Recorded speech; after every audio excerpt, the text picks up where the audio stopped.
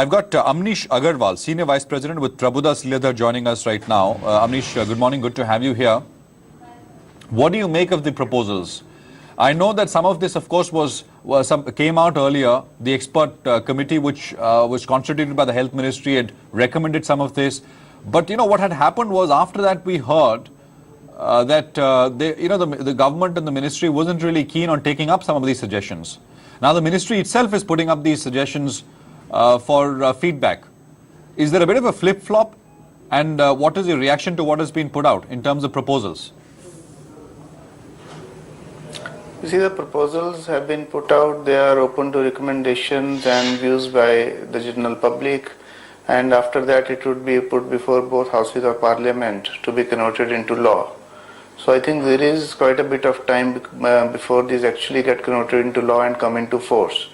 But having said that, the kind of proposals which are there, I think they are definitely, we are looking at more stringent norms as far as the sale, advertising and consumption of tobacco in India is concerned. Yeah. Much more stringent compared to what we heard yesterday, what we heard earlier? You see, some of the provisions, like for example, if you are consuming tobacco at public places, okay, the fine has been increased 10 times and there is a further provision for increase in that. For advertising or on the issue of say point of sale advertising, the fines have been increased, and they are also even talking of setting up of special courts to deal with the offences related to tobacco usage. So I think definitely it is much more stringent, and even your some of the restaurants, some of the bars, etc. they have and even some of the hookah bars which are coming up in the country. Okay, so now they have been brought under the purview of the public places. Yeah. The draft even targets sale of tobacco products in loose and small pouches.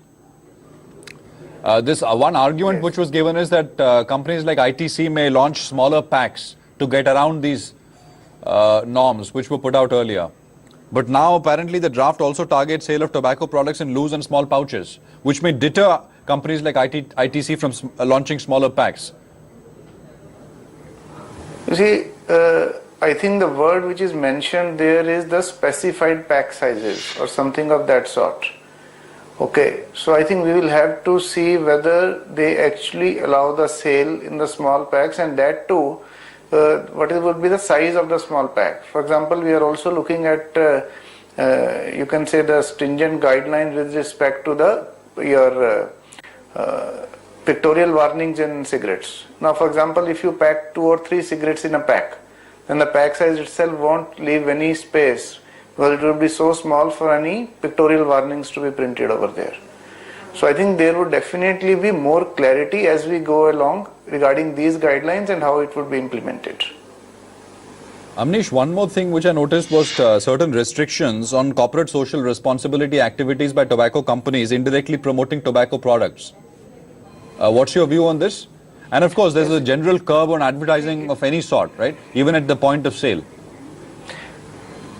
Yeah, you see, the main thing is what it clearly states is, I think, whether it is advertising, whether it is surrogate advertising, whether it is CSR, if you are using the brand name, okay, which is used for the sale of cigarettes, if you are using the same colors, same look and feel, okay, whether it is packaging, whether it is the product, so in no form there should be any resemblance of, say, any hoarding, any sort of advertising, or even in, say, in the case of CSR, if you are doing some CSR but you are using the name which is related to the brand, or you are using the similar kind of colors, then definitely it would come under the preview as it seems as of now from the guidelines. Have you sort of done any sensitivity analysis, Amnish, of what these regulations can mean for ITC's earnings?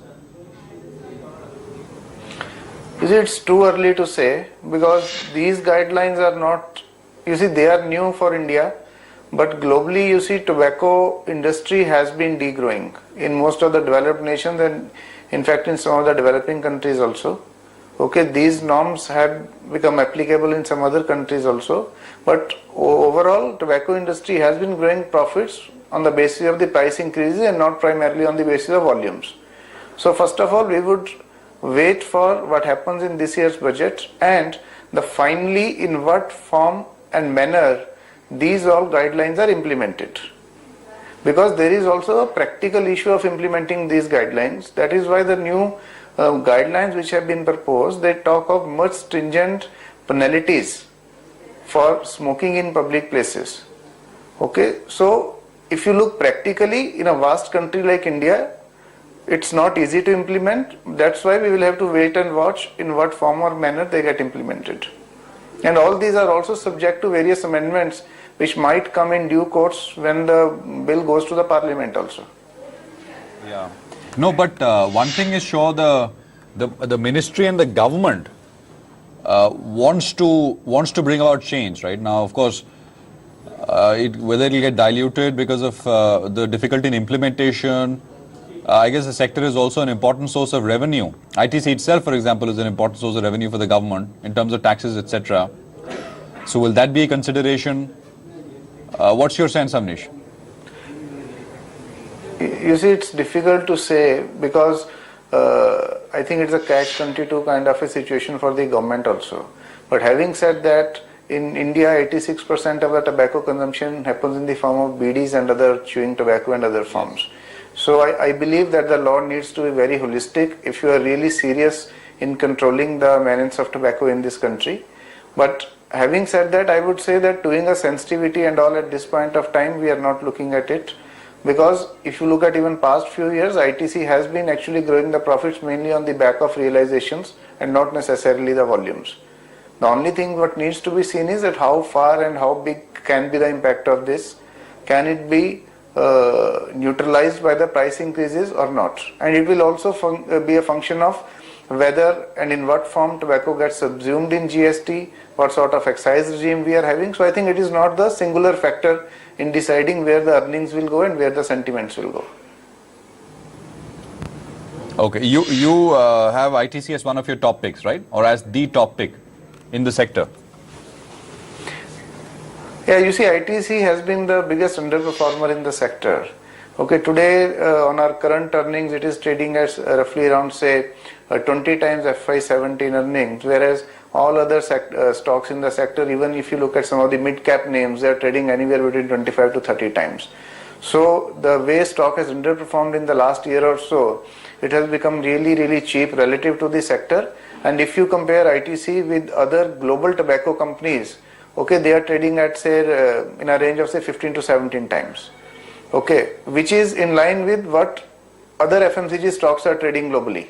So today the ITC is trading at a very small premium to the global tobacco companies, whereas other FMCG companies, whether it is personal care companies or food companies, they are trading at say not less than say 2 times than the global counterparts.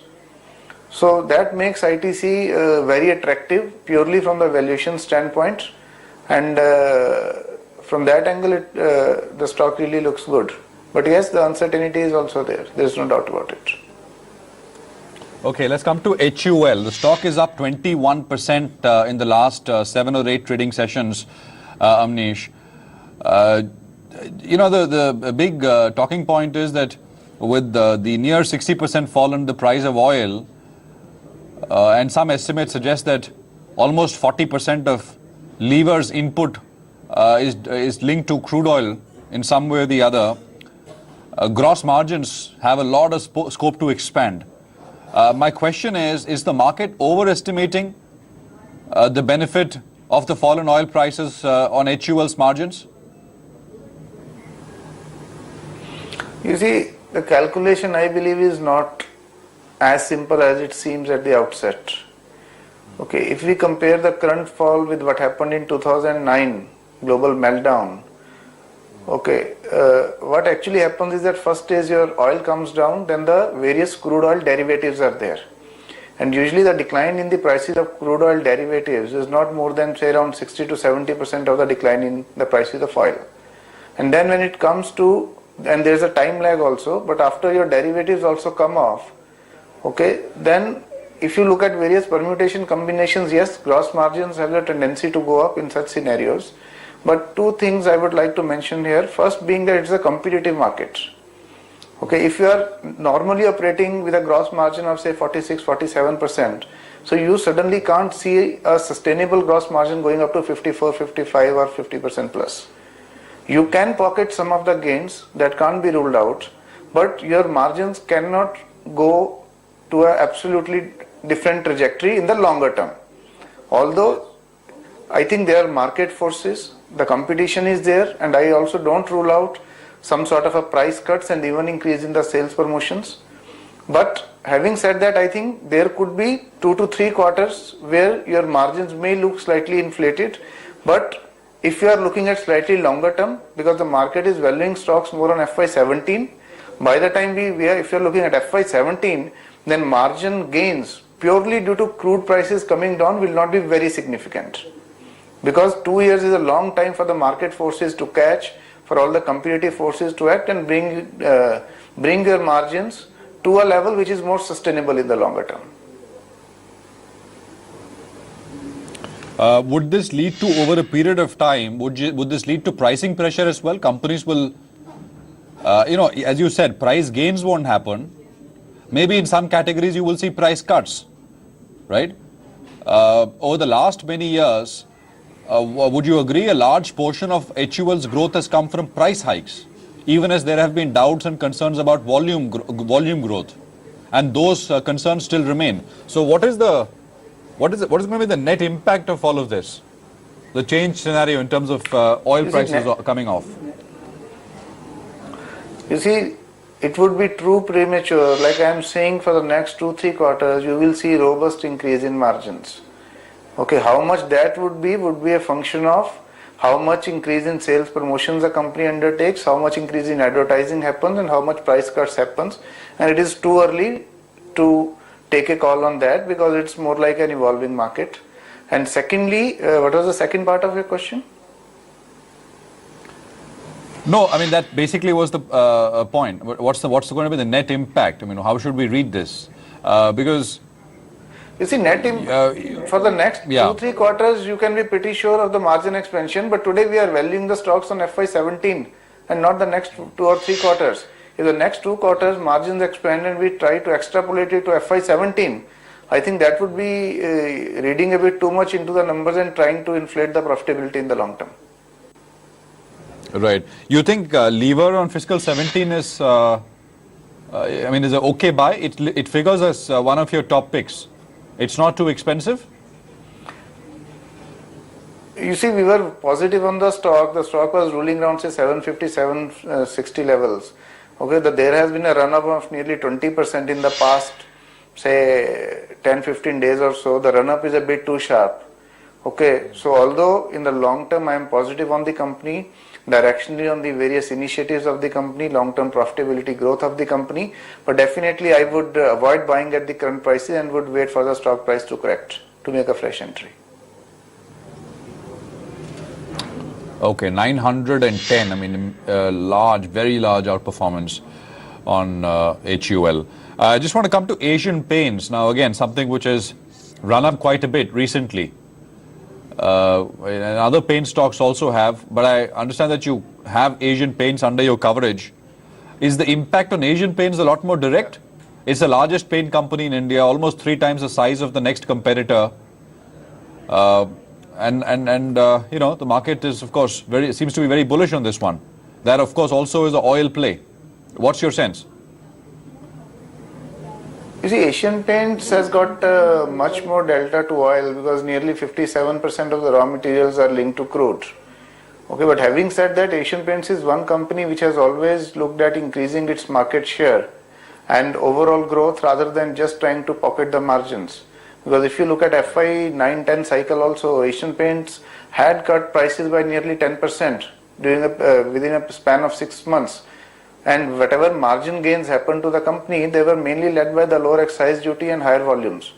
So as we go along, as the raw material benefits start trickling to the companies, I don't rule out price cuts in paints.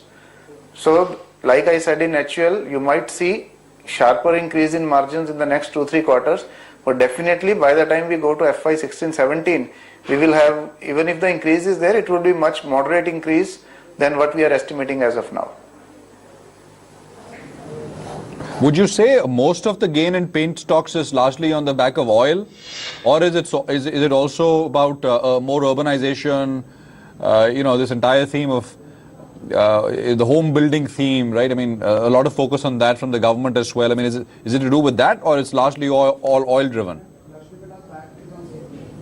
You see, whether it is consumerism, whether it is your housing and all other themes, there is nothing new in that. The themes are already there. The companies are already doing well. In fact, paints is one segment where you are still witnessing double-digit volume growth from many players. But having said that, I would attribute the last 15 to 20% turn in the stock prices purely due to the decline in oil prices. Amnish, thanks very much for coming in. Great talking to you and spending time with us here and explaining your views on ITC, Lever and Asian Paints. Thank you. Take a break here. Back into Indranil Pan, Chief Economist. Does India mean business? That's the